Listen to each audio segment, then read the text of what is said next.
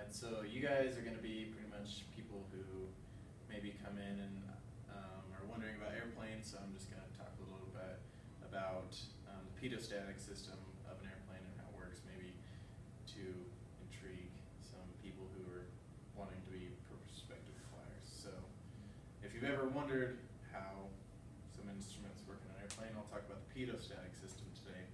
So the pedostatic system, I'm going to try and explain it in pretty basic terminology. What it does for us is it's going to give us our speed and altitude system, and those associated instruments with the pedostatic system are our altimeter, our airspeed indicator, and our vertical speed indicator. So with that, I'll just explain the instruments, how they work, and also just kind of errors that might be associated with them. So we'll start with the altimeter, and the altimeter works off only the static port, which this little static port, it's just on the side of the airplane, and what happens is the air comes in through it, and this is the casing of the instrument, and the instrument is cased with what we call standard pressure. So if we're up at this altitude, we may have more or less pressure. So what happens is with the standard pressure, if we have more or less, it's going to squeeze or expand that what's called an aneroid wafer, and in turn it's going to turn these dials and reflect an altitude on the instrument, and that's how the altimeter works. So next, some altimeter errors, kind of mechanical and inherent is what it's called. Mechanical just being that the gauges aren't turning, something's not right in the instrument. Inherent, if it's colder or hotter a lot of times, maybe the airplane, the pressure system might not read 100% correct, so you may be a little bit lower or a little bit higher than what it really reads. It's not going to be a huge, drastic, like crazy, scary, wrong altitude, but there can be some errors in that. So next, the airspeed indicator. So this one works off the pedostatic and the static port. So this is the only instrument that works off the pedo tube as well, and that's what is pretty much telling us our airspeed. So the air will go in through the pedo tube, which is on the wing, and what it's going to do is it's going to go into this, and it's going to connect with the static line, and those two pressures will meet in here, and what they do is it measures what they call dynamic air.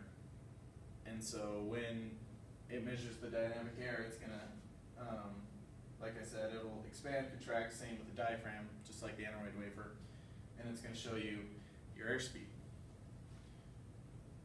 And the vertical speed indicator, now what the vertical speed indicator does, it just shows us if we're going down, if we're descending, it's going to tell us, oh, you're going 100 feet per minute down, or 100 feet up per minute. So how this one works, it's a lot like the altimeter, but the only difference is that it has a little leak. So when the air goes into it, instead of it staying and reading up like an altimeter, what it's going to do is the pressure as we're going up is going to leak out. And so that's why it can go back to zero. That's why the instrument needs that calibrated leak, is so the instrument can go back to zero when we get to an altitude, and so it's not saying that we're still climbing or descending. So the effect of some blockages, as you can see, something can very easily get and block. We can get ice over the pedo tube or lots of different things. So the airspeed indicator, if it gets blocked in the front, it's just going to read zero. Nothing's going to happen. But if both of them, so there's a drain hole on the back of this pedo tube, and if they both get blocked, what's actually going to happen is at that altitude, it's going to build up that pressure, and it's going to, the airspeed indicator will actually work as an altimeter, because it's working like the airspeed, or the altimeter, excuse me, would, because it's building up the pressure to show us the climb. The effects of the static port getting blocked. So The altimeter, since it just works off that, if it gets stuck, then it's just going to freeze. It's going to freeze at that altitude, and also with the vertical speed indicator, it's just going to read 0 because it doesn't have any information to go into the instrument to let us know. And the airspeed indicator, give or take, it'll read a few knots slower or faster on airspeed, but I don't think it really affects the airspeed indicator all that much. But that's all the instruments with the pitot static system, so I hope if you're intrigued in flying, it might help you out a little bit. So any questions? What happens if your altimeter starts reading incorrectly while in flight? Does someone have to try to fix it, or what exactly do you do? Well, if it starts reading incorrectly in flight, what we're going to do is we're going to try and pretty much, fix it ourselves. You can't do much as you're in the airplane, so you're going to take note of maybe the altitude, and there's a lot of different ways. You have GPSs on the airplanes, you have iPads with ForeFlight that you can see your altitudes. So hopefully you're going to be in a visual, like it's not, you can't not see anything outside type day, so you can just go in and land and have someone fix it. But if we're in an instrument conditions type day where it's really snowy, you can't see anything outside, it's gonna cause a lot of problems, and you're probably gonna have to be a lot more on the ball with knowing your altitudes and everything that you're gonna have to do to land the airplane.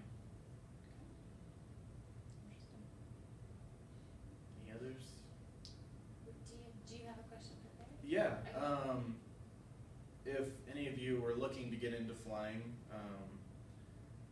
you could also, people ask how can I get into flying? Well, one, you can either go into college, if you really want to study that, or if you're just going to prospective fly, which is what I did at first, is you can go, there's like KSL classifieds type things, and you can actually go take like a flight, and it's a discovery flight is what it's called. So they can let you fly the airplane and like kind of let you know if you really want to be flying an airplane, and if that's something you want to look into. And once you do that, if you do want to fly, there's flight schools out at the West Jordan Airport that you can get into, and you just take a ground school and then get with an instructor, and they'll just take you through the whole thing, and that's pretty much about it. Is it cheaper to go to school like that compared to like going to college? It depends, because there's two types you can do it. It's called structured or non-structured. So it's 141 is structured, 161 isn't structured.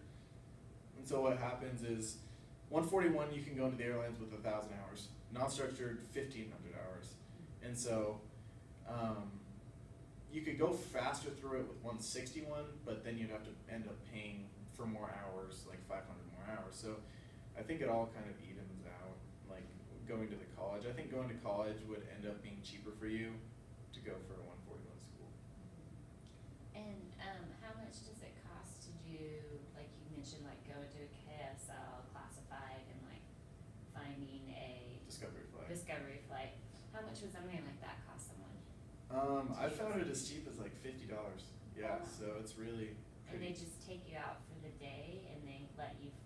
Yeah, they take you out for a few hours, and they just let you take the airplane, and they just do kind of basic maneuvers with you and say, hey, hold this altitude, or fly to this, get us down to this altitude, take off. It's different kind of stuff. Do you have to like have a vision requirement for that? that. A vision? An eyesight requirement? Because I've been told I couldn't, in the Air Force I can fly because of my vision. I was curious if it's the same rules for. No, it's different. Air Force is really, really strict. Right. Air Force is like, I'm pretty sure 2020. Yeah. I'm not quite sure of the air, of the vision. I know you can't be colorblind.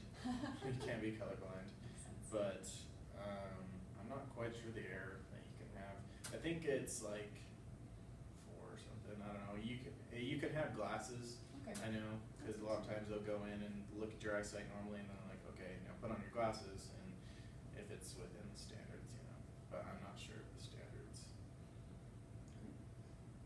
But where you could look it up is if you went online and thing called, you could either go to the FAA website, so or FAA.gov, or also probably find it in the AIM, which is their Airman's Information Manual, which is where I pretty much got all this, was from the Airman's Information Manual instrument.